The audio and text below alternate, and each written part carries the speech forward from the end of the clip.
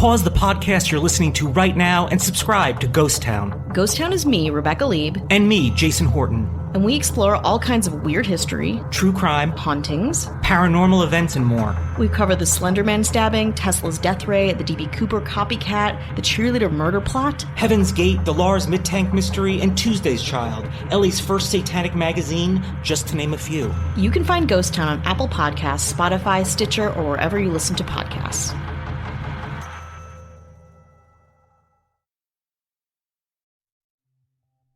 In 1948, 7-Up Brings You Down, the worst baseball movie of all time, is released. The Olympics put an end to art, and the mystery of the 15-foot penguin is solved. I'm Jason Horton, and this is Strange Year. I don't know how many of you can say you remember 1948, but if you do, that is amazing. But for the rest of us, here's a refresher.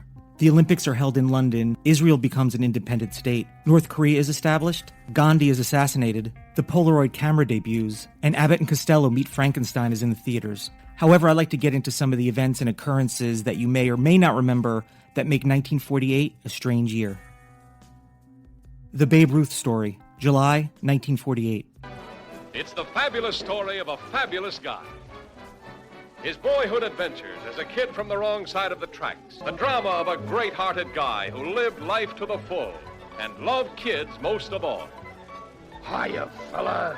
Hiya, babe. You autograph this for me and my dog? Why, sure. Babe Ruth is a legend. You don't need an encyclopedic knowledge of baseball to know his name. He broke record after record with his time with the New York Yankees.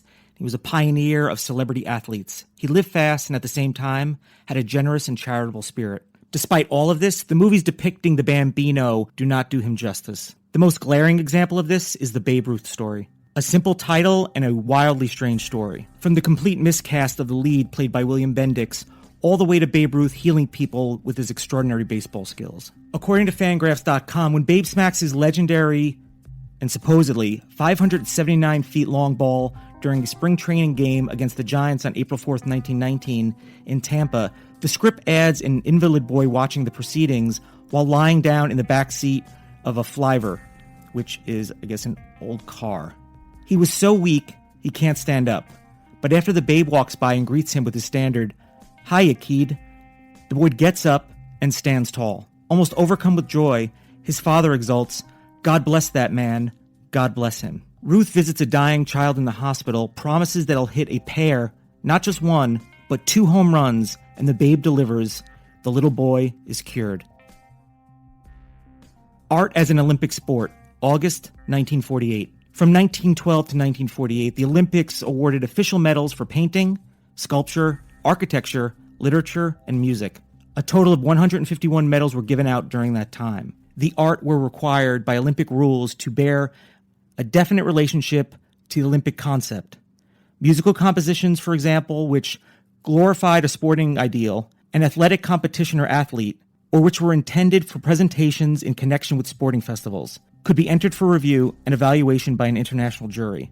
Written works include a 20,000-word limit on literature entries, which were divided between dramatic, lyrical, and epic poetry. A 1-hour time limit for the presentation of each musical work. It ended in 1948, both because professional artists could not participate and there was an excessive amount of amateur people participating, and that led to the lack of interest, along with the fact that people were more interested in the athletic portion of the Olympics.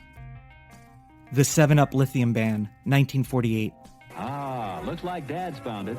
Come on, gang, let's go. Why, it's sparkling 7-Up. Yes, where there's fun, 7-Up's right in step. It's so fresh and lively, and the best thirst quencher there is, too. Give 7-Up a try. You'll agree, nothing does it like 7-Up.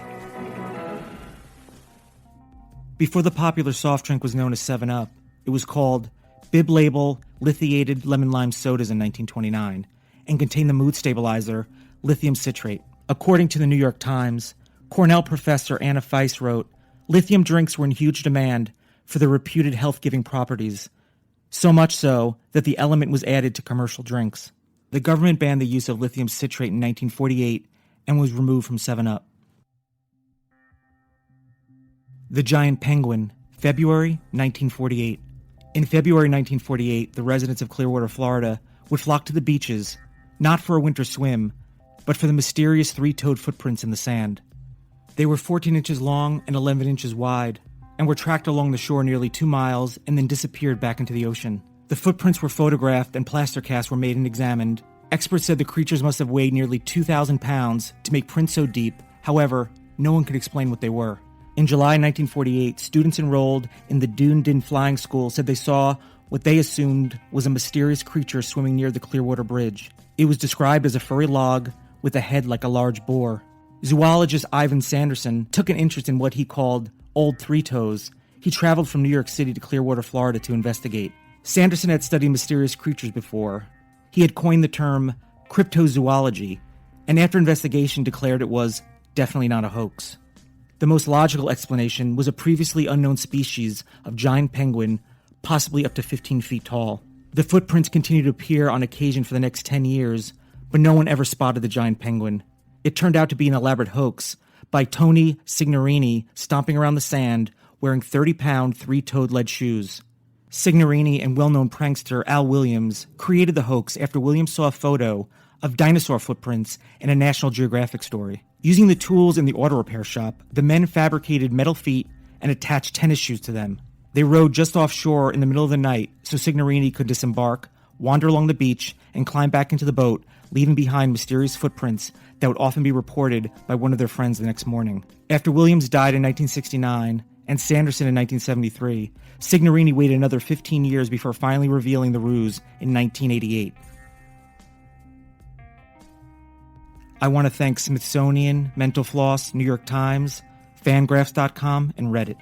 If you can't get enough of 1948, check out episode 69 of Ghost Town, titled Somerton Man Mystery.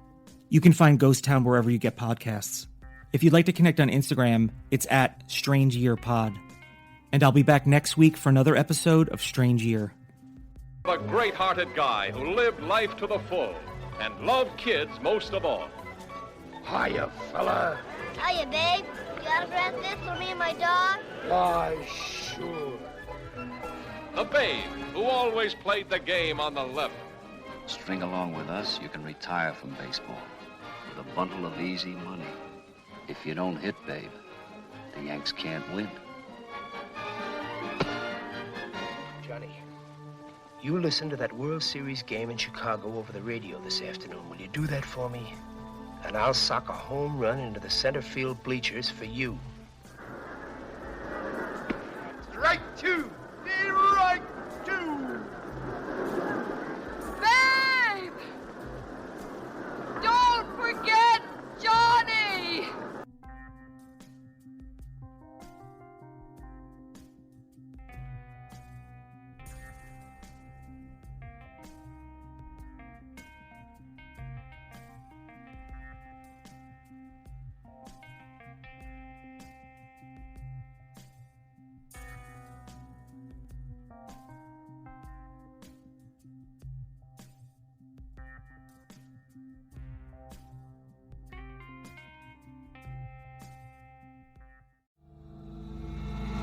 Pause the podcast you're listening to right now and subscribe to Ghost Town. Ghost Town is me, Rebecca Lieb, And me, Jason Horton. and we explore all kinds of weird history, True crime, hauntings. paranormal events, and more. We've covered the Slender Man stabbing, Tesla's death ray, the D.B. Cooper copycat, the cheerleader murder plot. Heaven's Gate, the Lars Midtank Mystery, and Tuesday's Child, Ellie's first satanic magazine, just to name a few. You can find Ghost Town on Apple Podcasts, Spotify, Stitcher, or wherever you listen to podcasts.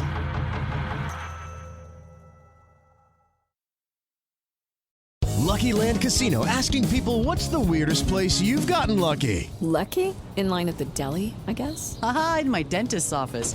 More than once, actually. Do I have to say? Yes, you do. In the car before my kids' PTA meeting. Really? Yes. Excuse me, what's the weirdest place you've gotten lucky? I never win and tell. Well, there you have it. You can get lucky anywhere, playing at LuckyLandSlots.com. Play for free right now. Are you feeling lucky? No purchase necessary. Void where prohibited by law. 18+. Terms and conditions apply. See website for details. Leftovers or the DMV number 97 or house cleaning or Chumba Casino always brings the fun. Play over 100 different games online for free from anywhere. You could redeem some serious prizes. ChumbaCasino.com. Live the Chumba life. No purchase necessary. Void where prohibited by law. 18+ terms and conditions apply. See website for details. This is a pubic service announcement. Fellas, stop treating your groin like junk and show it some respect with Gillette Intimate. The new Gillette Intimate Pubic Trimmer is designed for your groin. Forget beard trimmers and old razors. Your pubic region deserves an easy shave that's tough on hair and gentle on pubic skin, thanks to America's #1 trusted men's grooming brand. Gillette Intimate, the best a man can get. Available now at a retailer near you.